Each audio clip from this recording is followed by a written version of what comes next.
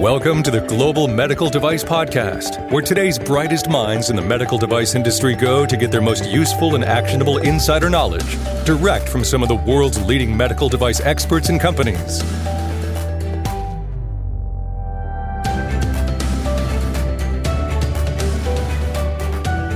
I'm curious, what are your thoughts around pre-market approval for Class 3 medical devices? Is this a good thing? Is this a bad thing? If your product fits within that classification requiring a PMA, is that something you're excited about? If you're like most, I would guess the answer to that is probably no. You're probably not excited about that. You might even look at that as a kiss of death for that new product that you're trying to develop. But what if you didn't have to look at it that way? What if you can embrace the concept and the ideas around PMA as a way to bring a novel, unique device to market? I would encourage you to listen to this episode of the Global Medical Device Podcast, where Mike Drues from Vascular Sciences and I explore the PMA topic in a little bit more depth. Hello, and welcome to the Global Medical Device Podcast. This is your host, the founder and VP of Quality and Regulatory at Greenlight Guru, John Spear. And today I have my good friend from Vascular Sciences, Mike Drues. Mike, welcome to the Global Medical Device Podcast. Thanks, John. Always a pleasure to speak with you and your audience. Yeah, likewise. So recently you and I dove into this topic of PMA, pre-market approval. Largely, surprisingly, there's not a ton out there for companies on this particular topic. And actually, when we spoke the last time, I think we debunked some of the common myths on the PMA topic. I remember it used to be people perceive PMA, and they may still even today, if their device is Class 3 and is going to require the PMA path, it was like a kiss of death. And I think you did a really good job of explaining why that may not be the case. And I know there's a little bit more that we can jump into today on the 510K. I think there's some things that we can get into, some of the things that are new and different, and maybe throw out some ideas. So what do you think? Can we explore this topic a little bit more today? I think that would be wonderful, John. I think, regrettably, you're exactly right. There are a lot of reasons why people and companies are very reluctant to consider developing a Class 3 PMA device, some of which we talked about last time. But on the flip side, there are some ways that are being discussed to make it a little bit more attractive for companies to do this. And one of them is to reduce the clinical data, the clinical burden requirements. For example, there's one proposal, and I'll throw it out there, John, and I'd love to hear your thoughts on it. But there's one proposal out there that's been floated to basically let companies market a Class 3 device in the U.S. if the EU has already approved it, with little or no clinical data from here in the United States. Of course, the advantage would be to get devices out onto the market sooner for the benefit of U.S. Customers with less testing, including less clinical data. And then the compromise, of course, would be to use post-market surveillance or post-market clinical data to kind of figure out after the fact if these devices are safe enough.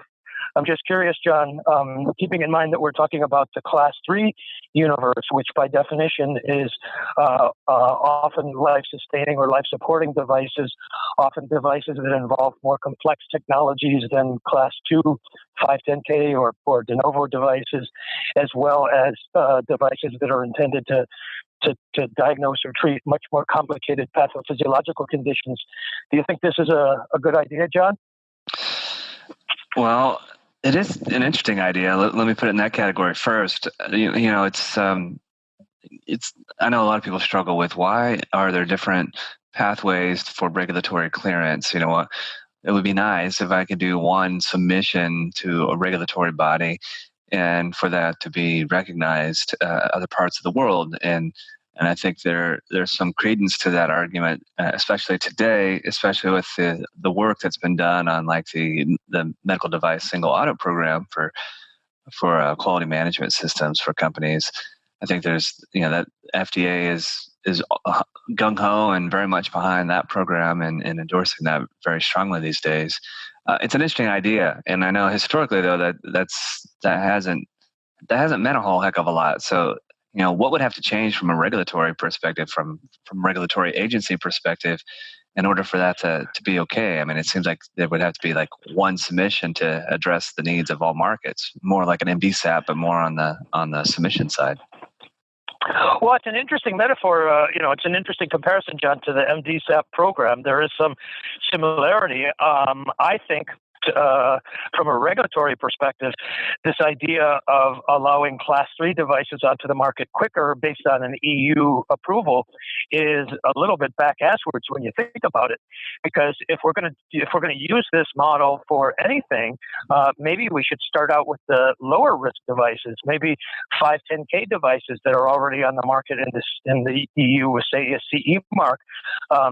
Allow them to get quicker onto the market here in the United States. And to a certain extent, this is already being done. You and I talked recently about the alternative 510K that Dr. Gottlieb, the commissioner of FDA, started touting back in December. Whether it's truly an alternative or not, I'll leave that to the audience to decide. But I just think it's... let me put it this way. I think it's a risky proposition to start out with the most risky devices to allow them, onto the market here in the United States. Let's, all of us, we have to remember, John, that the FDA has a difficult job to do. And, what we're really talking about here are some very fundamental questions like, what is safety? How safe is safe? How much testing is enough? And it just seems to me that doing this with Class 3 with PMA devices, it's an interesting idea, but it's also a bit of a risky proposition. No, that's a really good point. I mean, and you raise the real value might be in the lower class devices. That might make a lot more sense, for as you stated, the obvious reasons. So, and it'll also be, I think, really interesting to see what happens in Europe these next couple of years. For all intents and purposes, everything that I've read and heard and learned about the new EU MDR, it's going to be quite the mess for device companies, which, FDA has an initiative right now to promote innovation and for companies to bring products to market first in the United States. And just the forces of political nature and regulatory nature in Europe just might drive that FDA initiative to become a reality. So it'll be interesting to see.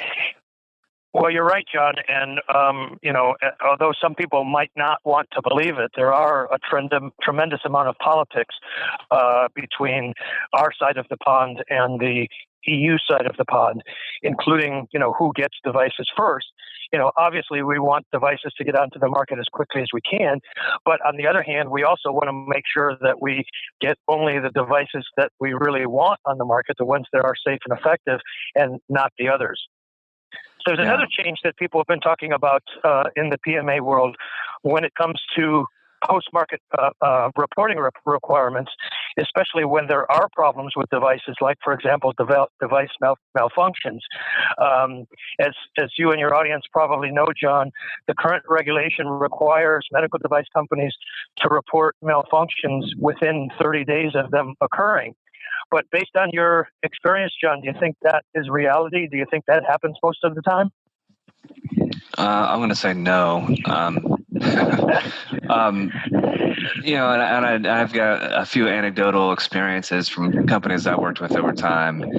And the people who hear about the issue from a company, they're often, not always, but a lot of times it might be field sales resources or just field service people or what have you. And it seems like there is a big disconnect from people from a company learning about events and that information getting back to the headquarters, if you will, and to the right people to do something about that.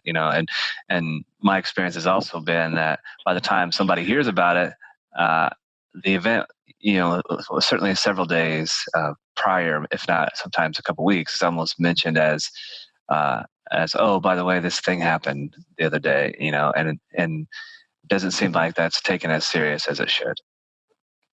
Well, regrettably, John, your anecdotal experience is actually reflective of the entire industry. Let me share with you some industry statistics that, quite frankly, are pretty humbling, are pretty sobering, at least to me.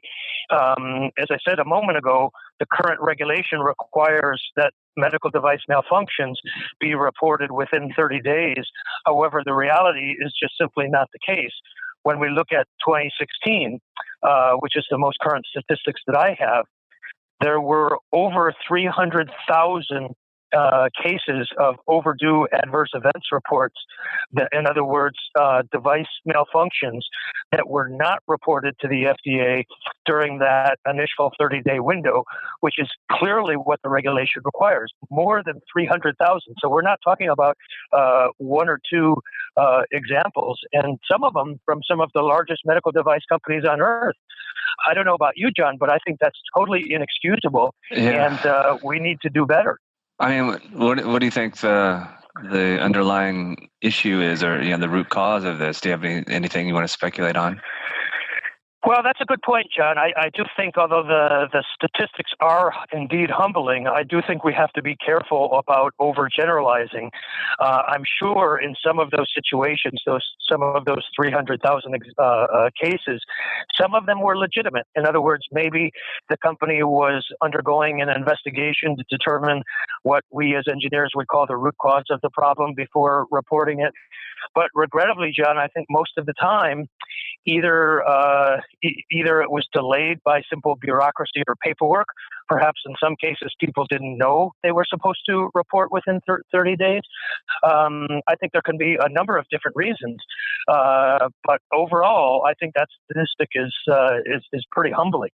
So as a result of this, FDA has proposed creating to make it a little bit less burdensome for companies to do it, and they've created what's called a retrospective summary reporting program for these late filers. It's kind of like we've filed our income taxes here in the United States not long ago. It's kind of like an extension for late filers. In other words, if you can't file your income taxes by the due date of April 15th, you can put in an extension. However, the IRS puts a caveat on that. It's an extension to file. It's not an extension to pay. You still have to pay by April 15th, and then you can file your taxes, within a few months after that. I think the FDA could propose a similar model. This is an extension to do something about the problem if you have not determined yet what the underlying root cause is. But I don't think it should be an extension to report. I think we should still have to report those problems within that 30-day window. So, for example, there were 75,000 reports of malfunctions of a single brand of drug pump, a type of an infusion pump that basically led to FDA allowing a manufacturer to combine all of those into a single summary. So 75,000 reports into a single summary. What do you think of that, John? Is that a good idea? Well, I don't know all the details. My knee-jerk response is no. I don't think that's a good idea, because 75,000 different incidents. I mean, how in the world could you bundle those into a single report?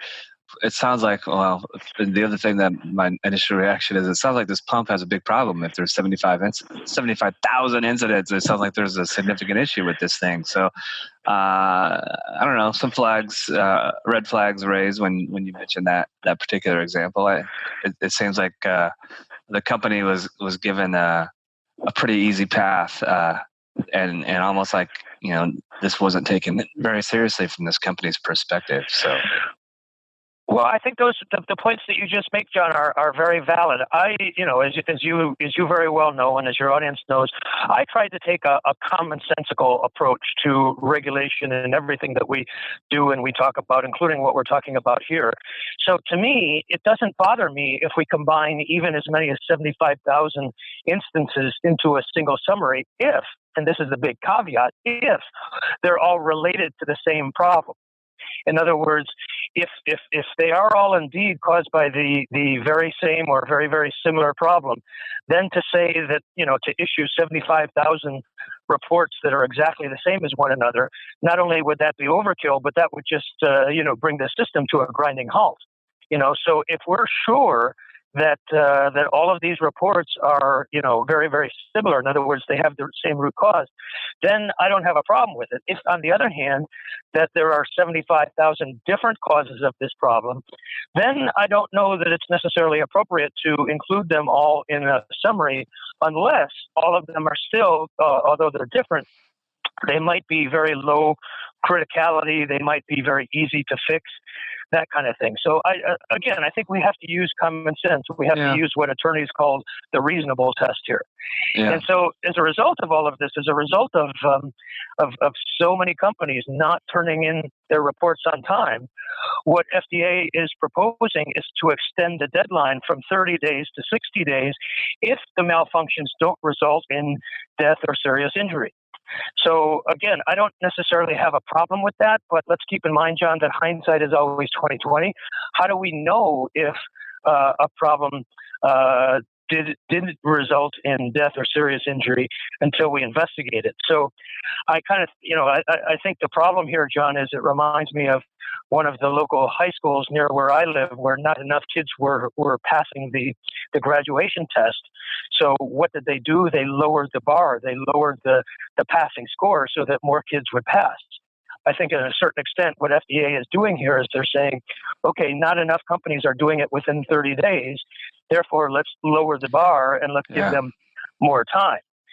Like everything, there's advantages and disadvantages. On the upside, there would give it more time for companies to complete these investigations in order to avoid reporting these events that don't meet the threshold for reporting. And this would create a lower regulatory burden on manufacturers. It would improve FDA surveillance of device safety. These are all certainly admirable goals, but we have to use some common sense. Most importantly, and this is I think the most important thing for our audience to remember, John, is when we do learn of problems with the device, we have an obligation, never mind regulatory, never mind quality, never mind, whatever you want to call it, a professional obligation, an ethical obligation to investigate and to try to find out as quickly as we can the severity of the problem, what led to the problem, and most importantly, what can be done to try to avoid having it happen in the future. Yeah, it does feel like a Band-Aid is being applied with this proposal. It doesn't really feel like it's addressing the real issue. And I know there was some communication. I can't remember where I read it. I think you and I spoke about it. I don't know if it was on a podcast, but just talking one day that there's some program that FDA has discussed as well about having some bundling efforts to sort of have a frequent review of events or adverse events and product performance things in the field. I think there was the program that was suggested was something about doing a quarterly report or something like that. Do you recall the details of that? Yeah, you're right, John. So as a result of everything that we've been talking about in the last few minutes, FDA is actually considering expanding this program and allowing companies to bundle similar complications into summaries. And instead of submitting them either once every month or once every 2 months, to be able to submit them quarterly. I actually think that that's got some advantages, but that would be for a summary only, that we would have to put a number of caveats on that, a number of limitations, like, for example, for, non-life-threatening, non-fatal kinds of problems. I think, and this might generate a tiny bit more paperwork for companies, but I think that reporting the problems within a shorter period of time, perhaps 30 days as is currently required, and then following that up with a quarterly or annual summary report, that would be actually a good idea, because that would kind of help us see the forest through the trees. And there's a lot of precedent for this from the quality world, John, as you certainly know, when it comes to complaints and CAPAs and so on. One of the things that I've always encouraged companies is not to look at your complaints or your CAPAs just simply individually, as many companies do, but periodically, whether it's once a quarter, once every 6 months, once a year, periodically, look at all of the complaints in the CAPAs to try to see if there are relationships between them that you might not see if you considered them only individually. I think applying that same sort of logic to the PMA world and specifically to reporting adverse events could have some benefits. Do you think that has some advantages, John? Yeah, I like the idea a great deal. I mean, it's similar in respects, at least in the methodology, at least when I think about it, to what companies should be doing already, and that's a management review.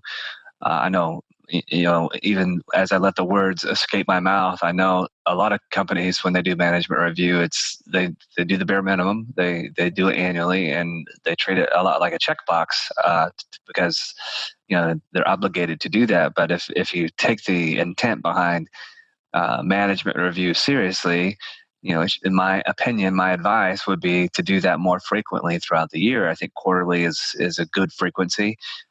And I think if you looked at, we're talking about PMA devices, especially, I think if you look at the highest risk, the products that are saving and sustaining lives, and doing some sort of quarterly report or quarterly review, I don't think that's egregious. I think that should be what we're doing anyway to manage our business.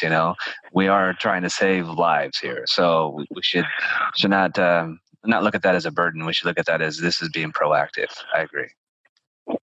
Well, I could not agree with you more, John, and I would like to think that we would not need regulation to remind companies to do these kinds of things, that they would do them because, it is the right thing to do. But unfortunately, I guess not everybody looks at it that way.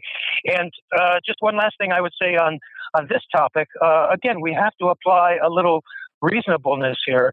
So I don't like regulation that's universal, that's absolute. In other words, I don't like regulation that says I have to report things every 30 days or every 90 days or once a year. I think we need to be able to use our own judgment. So, for example, if we're working on a device that uses well-established technology, in other words, the technology has been around for a very long time, maybe there are multiple companies and multiple devices that have been using this technology for a long time, if the risks are well understood, if the disease is well understood, then I have no problem reporting those problems in a less frequent fashion.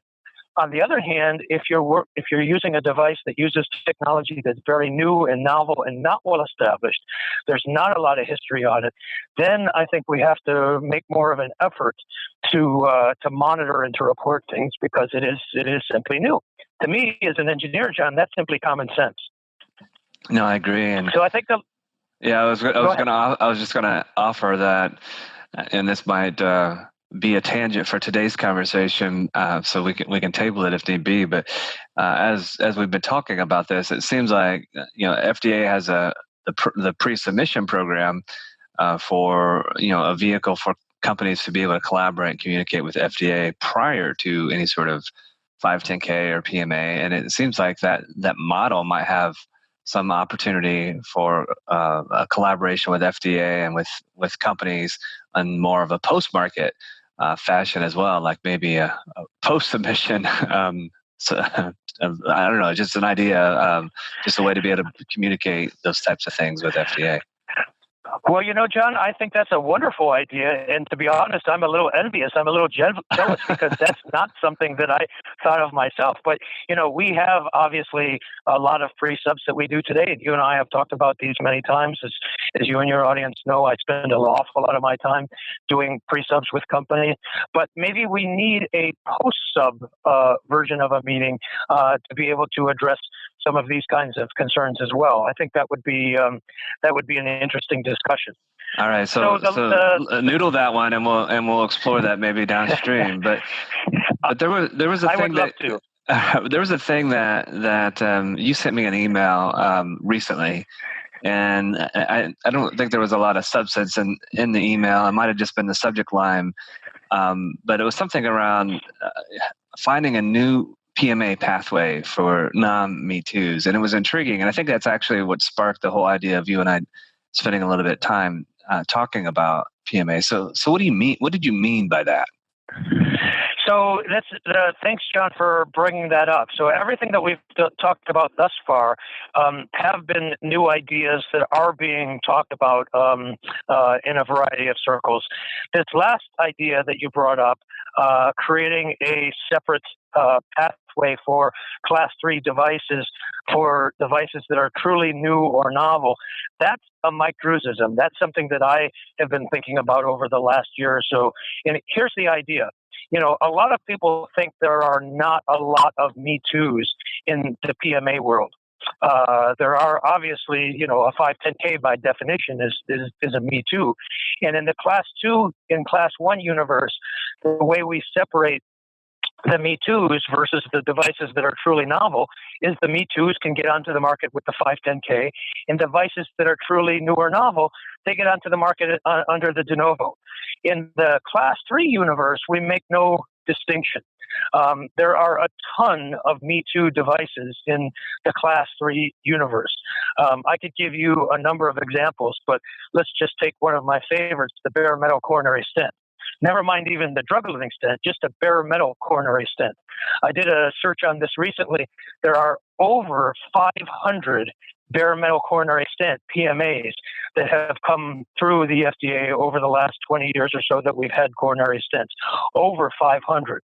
The vast majority of them are what I would consider as a biomedical engineer and nothing more than Me Too's. Yes, they have subtle differences in their design. Maybe the shape of the hypotube is slightly different. Maybe the bend of the wire is slightly different. But listen, at the end of the day, their mechanism of action is exactly the same. They're doing what they're doing in the body exactly the same way as the others. So in order to help sort of differentiate the truly the truly new novels from the Me Too's, maybe we need a de novo-like pathway for the Class 3 universe so that FDA could apply more resources to those truly new and novel Class 3 devices, and perhaps less resources if you're coming to the market with a device that, even though it's Class 3, even though it's PMA, even though it's life-supporting or life-sustaining, is still basically a copy of what's already out there.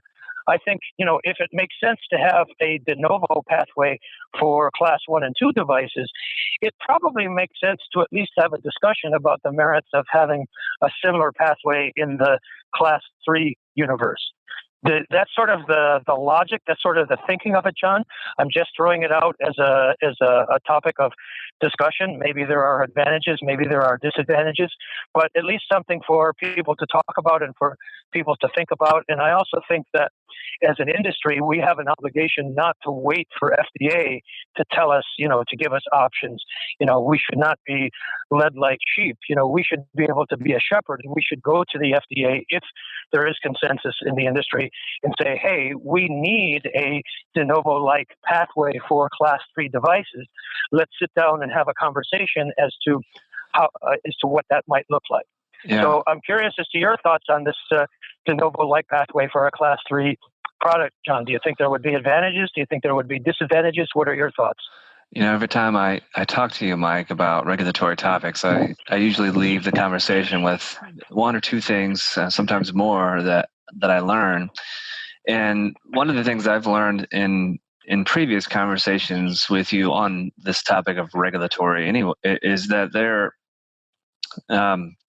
I don't want to say loopholes. That's not the right really word, because that sounds like we're not doing something appropriate. But there are certain areas of the regulations that are a little bit gray to begin with. And as you were speaking about the de novo opportunity for Class 3, the question popped into my head: couldn't we do that now? I mean, is there anything that prevents us from doing a Class 3 device via de novo, or is it cut and dry for a lot of our Class 3 devices? Does it say, thou shalt do a PMA?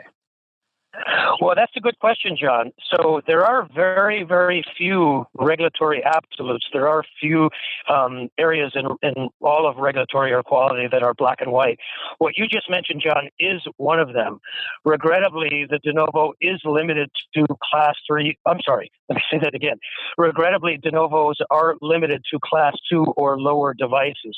So you could not be, under the current regulation, you could not bring a Class 3 device onto the market under a de novo, at least for the same indication. If you wanted to get into some very sophisticated regulatory strategy, there are examples where one device used one way is a Class 3 PMA, whereas the exact same device used in a separate way is a Class 2 de novo or perhaps even a 510K. But the short answer to your question, John, is in general, you could not use a de novo as it stands now for a Class 3 device. Now, obviously, Congress could change that and add a version of the de novo, perhaps as I'm suggesting, for Class 3 devices, but under current regulation, that could not be done. Yeah. All right. Well, and anytime you throw Congress in the mix, I mean, that's certainly a wild card for sure. But it is an interesting idea. And so, let me kind of pull some of the layers apart of the idea, get to maybe a little bit deeper. So, with the Mike Drues idea of a Class 3 de novo, what would that look like? Would it be ostensibly different from a PMA today, or have you vetted the idea a little bit further to kind of think about if somebody said, "Hey, Mike, I need you to make this new program, the Class 3 de novo," have you put some more thought into what that might look like? Well, that's an interesting question, John. And to be honest with you, I haven't given it an awful lot of thought as to the details of what it would look. I think it would be, I don't think the requirements for this de novo-like pathway for Class 3s would be significantly different than the PMA for the same reason that when you look at what the de novo requirements are for a Class 2 compared to a 510K, they're really not any different. One of the things, and we've talked about this before, John, one of the things that differentiates my approach to this business as opposed to so many others is I'm a huge fan of doing what makes sense. In other words, to me, I think all of the testing that we should be doing, whether it's benchtop, animal, clinical, what have you, all of that should be predicated on the biology and on the engineering, not on the regulatory pathway. So we should not have additional regulatory requirements for a de novo just because it's a de novo. They should be based on the biology and the engineering. So in general, John, I would take the same approach here.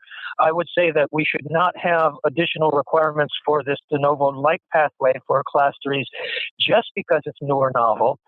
But on the other hand, when you think about it, it's common sense. If you're bringing a device onto the market, regardless of the classification, regardless if it's Class 3 or 2 or even 1, if it is using new or novel technology, by definition, the testing requirements should be more robust, should be more comprehensive, maybe even more aggressive, because the technology is new or novel, as opposed to devices that use technologies that have been around for a long time. Let me use, I mentioned the bare metal coronary stent a moment ago, John. Let me use that again as an example.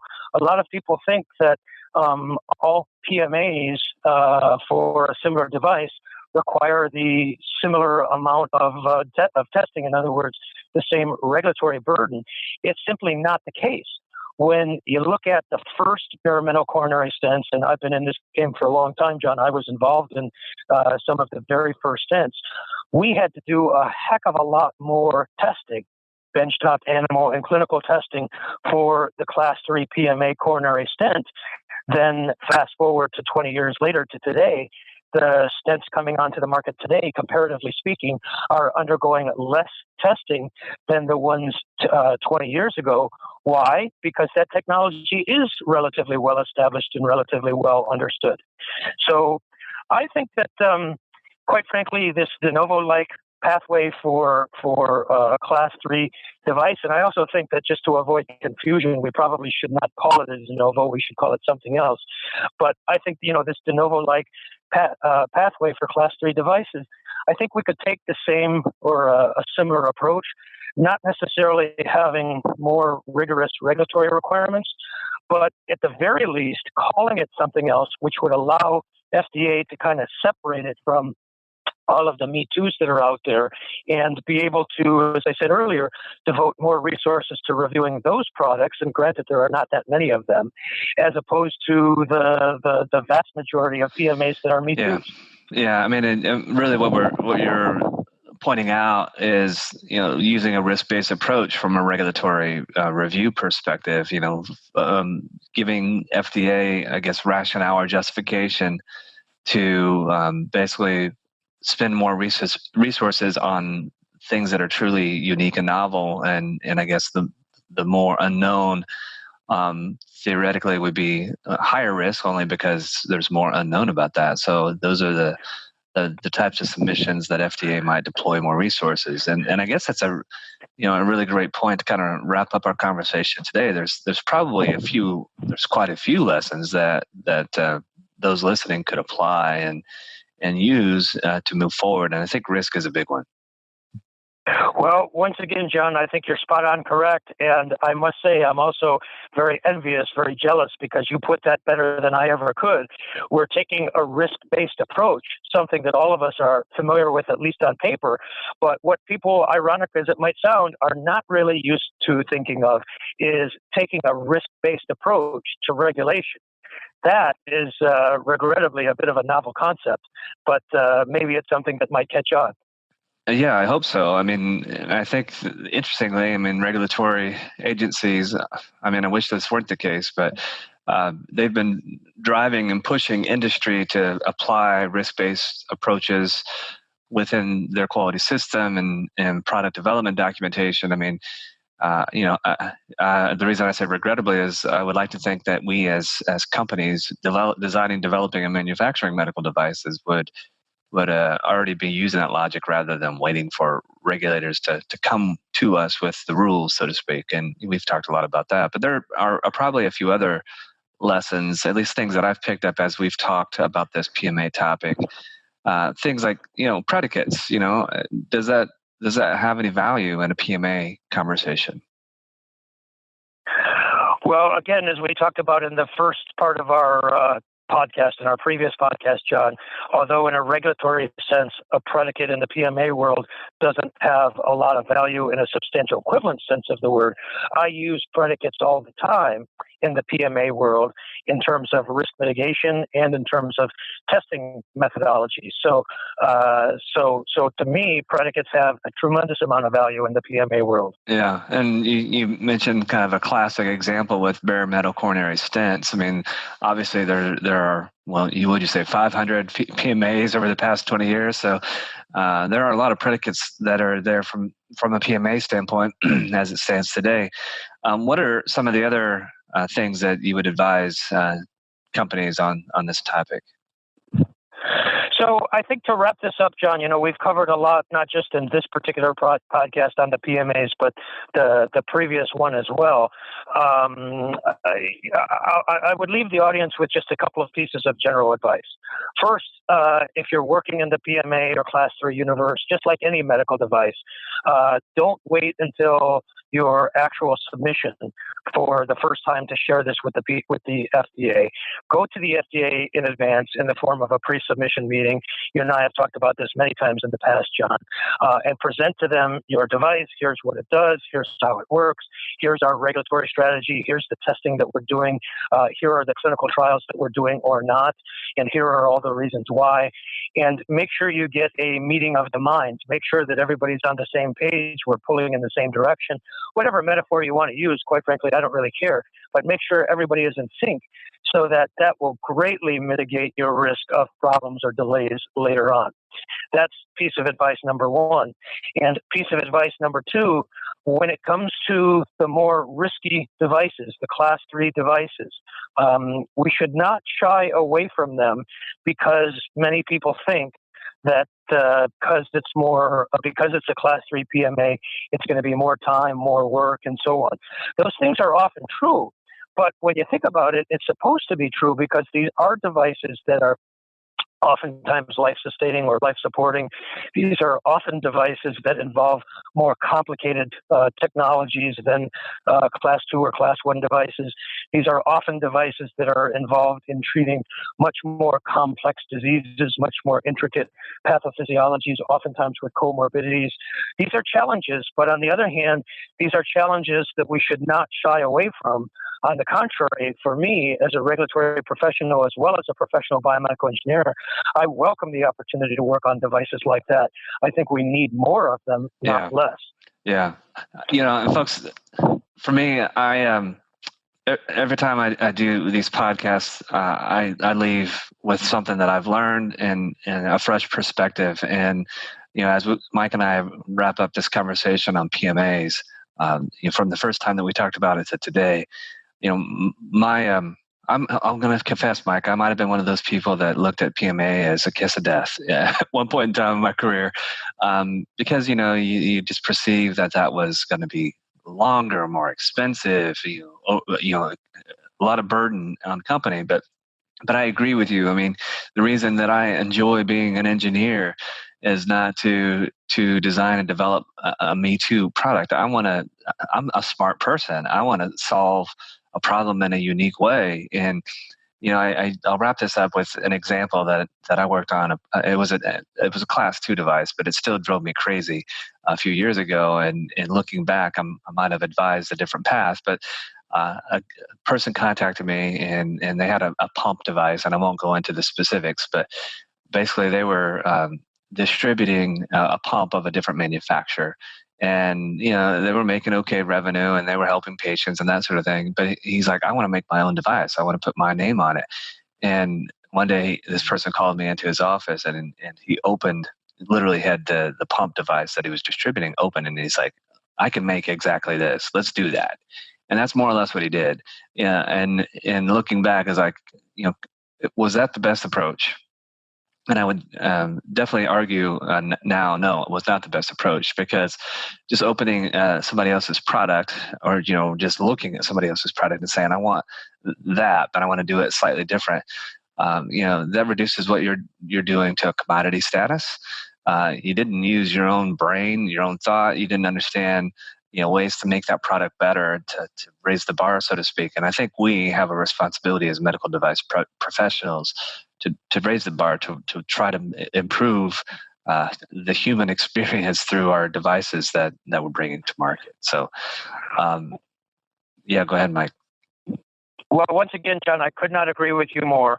One of the things I think I started out with in the beginning of our first podcast on this topic is the statistic that 90 to 95% of the medical devices that come to market here in the United States are Class 2 and Class 1 devices, and only 5 to 10 devices, 5 to 10% devices are Class 3 devices, either PMA or HDE or something similar. I think that's unfortunate. I think that we need more efforts going on in the Class 3 universe. But on the other hand, I have to acknowledge the reality. I did not just fall off the turnip truck yesterday.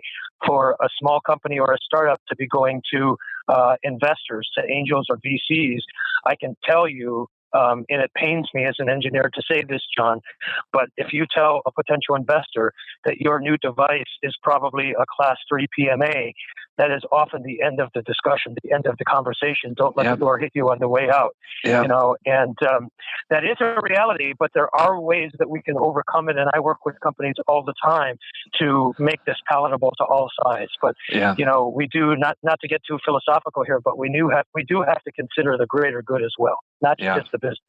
Yeah. And Mike, I'm going to let that be the last word for today. I want to thank once again Mike Drues, president of Vascular Sciences, for being my guest on the Global Medical Device Podcast. And I would encourage you to reach out to Mike if you have questions on regulatory strategy, and if you'd like to do a little bit more on your quality management system. You'd like to learn about a quality management system that is designed for the medical device industry by medical device professionals to streamline your workflows for design controls, risk, as well as all the post-market activities, things like CAPAs and complaints, then I would encourage you to reach out to us at Greenlight Guru. Just simply go to www.greenlight.guru to learn more.